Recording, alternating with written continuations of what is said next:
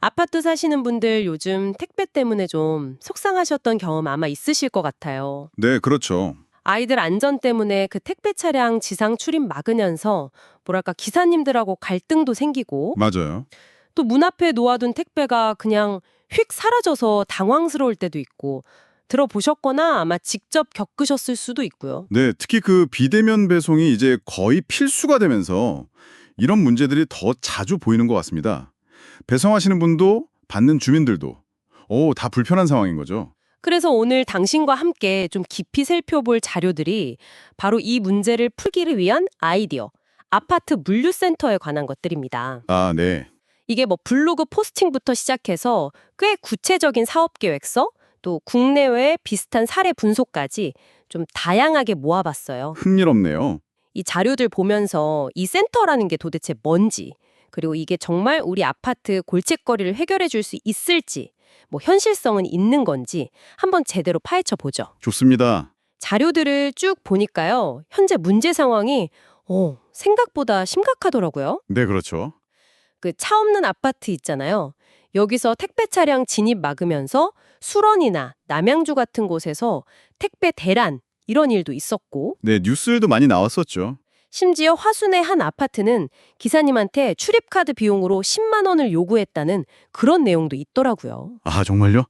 그건 좀 심하네요. 네, 그리고 또 다른 큰 문제는 역시 택배 도난. 맞벌이나 1인 가구 늘면서 문 앞 배송이 흔해졌는데 그렇죠. 문 앞에 놓고 가는 경우가 대부분이죠. 경기 북부 통계를 보니까 비침입 절도, 그러니까 문 안 잠긴 곳 터는 거 말고 그냥 문 앞 물건 가져가는 거예요. 이거의 한 80에서 90%가 택배 도난이라는 거예요. 8, 90%요? 와, 거의 대부분이네요. 네. 근데 분실되면 기사님이 그 비용을 부담하는 경우도 많다고 하고요. 참 안타깝죠. 네, 정말 안타까운 현실입니다. 그래서 이런 여러 갈등이랑 불안 요소를 좀 해결해보자 하고 나온 대안이 바로 아파트 물류센터인 겁니다. 아파트 물류센터? 네, 핵심은 뭐냐면 아파트 단지 입구나 아니면 근처에 좀 남는 공간 있잖아요. 거기에 별도의 통합 물류 거점을 딱 만드는 거예요. 아, 입구 쪽에요? 네, 그래서 해당 단지로 오는 모든 택배는 일단 여기로 다 모이는 거죠. 택배 기사님은 더 이상 단지 안까지 들어갈 필요 없이 그냥 이 센터에만 물품을 전달하면 끝나는 거예요. 그럼 그냥 택배 쌓아두는 창고 같은 건가요? 그건 아닐 것 같은데 자료 보니까 생각보다 기능이 엄청 많던데요. 뭐 AI가 분류하고 로봇이 배송한다고요? 맞습니다. 네. 단순히 그냥 받아서 쌓아두는 게 아니고요. 센터에 도착한 물품은 뭐 예를 들면 위생관리 차원에서 소독 과정을 거칠 수도 있고요. 아, 소독까지. 네. 그리고 말씀하신 것처럼 AI 기반 자동화 시스템이 이걸 자동으로 분리해서 보관하는 거죠. 주민들은 스마트폰 앱으로 알림받고 뭐 편한 시간에 직접 찾으러 가시거나 네. 아니면 로봇 배송 옵션을 선택할 수도 있는 거고요. 로봇 배송이요? 그게 진짜 가능한가요? 성덤시에서 이미 자율주행 로봇 배송 시범 서비스를 시작했어요. 그러니까 아주 먼 미래 기술만은 아닌 거죠. 오, 그렇군요. 그리고 그 포장재 쓰레기 바로 처리할 수 있게 분리수거 공간도 같이 마련하는 걸로 구상되어 있더라고요. 와, 진짜 제대로네요. 이게 정말 잘 갖춰지면 엄청 편리하겠는데요? 그렇죠.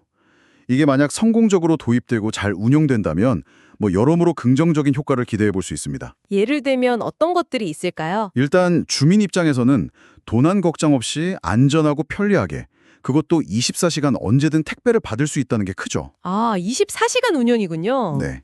그리고 택배 기사님들, 단지 내에 그 출입 제한이나 주차 문제, 또 분실 책임 부담, 이런 스트레스 없이 센터에만 딱 물건 인계하면 되니까 배송 효율이 훨씬 높아질 거고요. 네, 그렇죠. 기사님들 고생 많이 하시죠. 그리고 아파트 관리사무소 입장에서도 단지 내 안전사고 위험 줄어들고 택배 관련 민원 처리 부동도 덜 수 있고요. 여러 이해관계자에게 다 좋은 거죠. 듣기만 해도 정말 이상적인데요.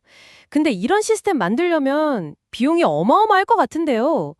제가 본 그 사업 계획서에는 500세대 아파트 기준으로 초기 구축 비용이 8억에서 많게는 13억 원까지 든다고. 네, 맞습니다. 그리고 투자 회수 기간도 11년에서 17년? 네, 상당히 길던데요. 이게 사실 가장 큰 좀 걸림돌 아닐까요? 정확히 보셨습니다. 기술적으로 이게 구현 가능하냐 이것도 중요하지만 그 못지않게 중요한 게 바로 이 경제성 문제입니다. 그렇죠. 돈 문제죠. 네. 초기 투자 비용 부담이 크고 회수 기간도 길고 또 센터를 지을 만한 적절한 공간 확보하는 문제도 있고요. 그리고 마지막으로 사실 이게 제일 중요할 수 있는데 주민들의 동의를 얻는 과정. 이게 실제 도입의 핵심 과제라고 할 수 있습니다. 아, 주민 동의. 하긴 아파트에 뭐 하나 새로 만들려면 쉽지 않죠. 네. 물론 해외 사례를 보면 뭐 스마트 택배함, 파셀 로퍼라고 하죠. 아니면 스마트 패키지룸 같은 비슷한 솔루션은 이미 있어요.